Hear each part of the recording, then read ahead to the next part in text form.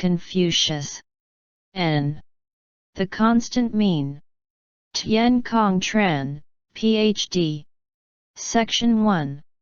What is the constant mean?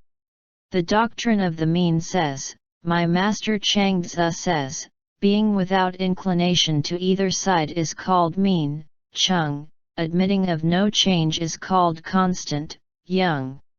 By mean is denoted the correct way to be pursued by all under heaven, by constant is denoted the fixed principle regulating all under heaven.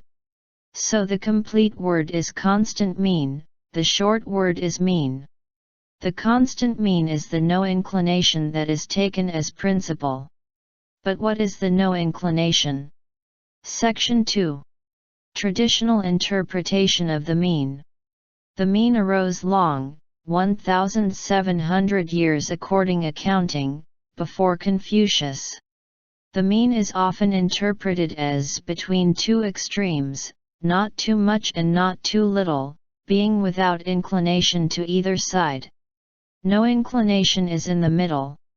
But what is middle? The Mencius writes, Yang Tzu's principle is each one for himself. Though he might have benefited the whole kingdom by plucking out a single strand of hair, he would not have done it. Mo Tzu has the principle, loving all equally. If by rubbing his whole body from the crown to the heel, he could have benefited the kingdom, he would have done it. Tzu Mo holds a medium between these. By holding the medium, he is nearer the way. But by holding it without leaving room for the exigency of circumstances, it becomes like they're holding their one point. The reason why I hate that holding to one point is the injury it does to the way. It takes up one point and disregards 100 others. Mencius saying clearly indicates that mean is middle, no inclination to either side. The Analects says, Tzu Kung asked, between Shi and Shang, which is the better? The master said, Shi goes beyond whereas Shang falls short. Tzu Kung said, then Shi is the better. The master said, to go beyond is the same as to fall short. This paragraph also clearly indicates that mean is middle, no inclination to either side. Therefore, to attain to the mean, the problem is to determine two extremes. How can we determine them? 1. To determine an extreme, people often depend on ordinary customs. Like in the above-mentioned example of Yang Tzu and Mo Tzu, for oneself only and without regard to the world is an extreme, for the world only and without regard to oneself is another extreme, for oneself as well as for the world is the mean. But how can one be for oneself as well as for the world? Let take another example, rich but stingy is an extreme, poor but wasteful is another extreme. Rich and not stingy or poor and not wasteful is the mean. What do rich and not stingy and poor and not wasteful signify? What do stingy and wasteful signify? 2. People also depend on ordinary experience of the change in all things. The moon waxes and then wanes, the sun rises and then sets, a thing becomes hot and then becomes cold. It seems that when a thing reaches an extreme, it reverts. When the yang is too much, the yin arises, when the yin is too much, the yang arises. It seems that things always look for equilibrium, a middle place. The mean is the middle of two opposite extremes. The mean is the equilibrium of two opposite poles. Mean is moderate. The mean is harmony of two opposite sides. So the change is to find the middle place, the place of harmony. However, we have to take note that because things always change, they never find the middle place, the place of harmony. That is the traditional conception of the mean. I am afraid that it is not the conception that Confucius aims at. If that conception is right to the mean that Confucius aims to say, this is only accidental. Section 3. The mean according to the twofold. The conception of the twofold is very important. If we do not have a clear insight into the twofold, we hardly have a distinct conception of mean. We have said that the twofold indicates two different domains, the way and things, material. The twofold says that both the way and things appear to man. Mencius says that senses recognize things, material, and mind recognizes the way. The mean is not the middle of two opposite extremes. The mean is harmony between the way and things, material. Both the way and things appear to man. But man daily sees only things and forgets the way. If there are only things, it is true that things are precious. If things are precious, the more we get them the better we are. Therefore, people like to possess many things. This is desire of people. So desire is not something bad. If there are only things, many things are better than few things. Money, love, and fame are not bad at all. The present world of technology or the present material world is the world of money, love, and fame. The way is only disappearing vapor. Confucius sees besides things there is the way. He also sees that it is the way that constitutes the essence of man. Why does the way constitute the essence of man?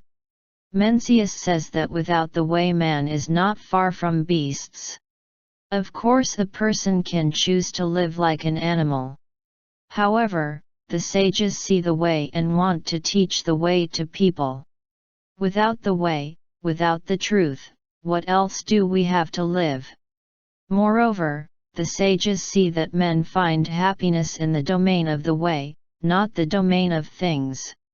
A person uses his senses or body to relate to things and uses his mind to relate to the way. The mind relating to the way is often called common sense or conscience. People often talk about the spiritual world and the material world. Spirit talks about the way. Mencius talks about great part and little part. Great part indicates mind, part relating to the way, and little part indicates body, part relating to things. People daily live according to the little part and forget the great part. Confucius and Mencius aim at recovering the dominance of the great part. The Mencius writes, the disciple Kung Du asked, all are equally men, but some are great men, and some are little men, how is this? Mencius replied, those who follow that part of themselves which is great men, those who follow that part of themselves which is little are little men. Kung Du pursued, all are equally men, but some follow that part of themselves which is great men, those who follow that part of themselves which is little, how is this? Mencius answered, the senses of hearing and seeing do not think, and are obscured by things. When one thing sense, ear, eye comes into contact with another a thing, as a matter of fact it leads it away. To the mind belongs the office of thinking. By thinking, it gets the way, by not thinking, it fails to do this. The senses and the mind are what heaven has given us. Let a man first stand fast in the nobler part of his constitution, and the inferior part will not be able to take it from him. It is simply this which makes the great man. Man daily lives in the dominance of the little part or desire of senses. Confucius wants to bring him back to the great part or the way. However, Confucius does not advocate the abandonment of the little part, he advocates the harmony of the great part with the little part. And this is the mean. The mean or harmony or equilibrium does not belong to two opposite poles of material but belong to the great part and the little part or to the way and desire of senses. The doctrine of the mean says, the Master said, I know how it is that the way is not walked in, the knowing go beyond it and the stupid do not come up to it. I know how it is that the way is not brightened. The talented and virtuous go beyond it, and the ordinary do not come up to it. The knowing are those who know the way. But why are the knowing who know the way described as going beyond it? We have said that there are two realities, the way and things understood as material. The way appears in a thing. So, the word thing has two meanings, thing as material and thing as material plus the way. We often understand thing in the first meaning, but thing in the second meaning is what we daily see.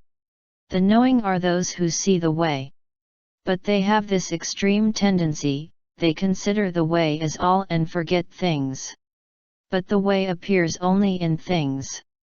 If things are forgotten, where can the way be realized? It is the same with the talented and virtuous. If things are forgotten, where can the way be brightened? The stupid and the ordinary do not know the way, they know only things. Therefore the constant mean is the way is not so much that things are forgotten and one knows things and does not forget the way. The way and things must be in harmony. Inclination denotes inclination either to the way or to the things. Both two inclinations are false. In the middle is in the middle of the way and things. Too high knowledge and too high virtue can harm life. The way comes to adorn life, to make life joyful, to bring gratification to life. The superior man is a man who follows the mean and the inferior man is a man who does not follow the mean.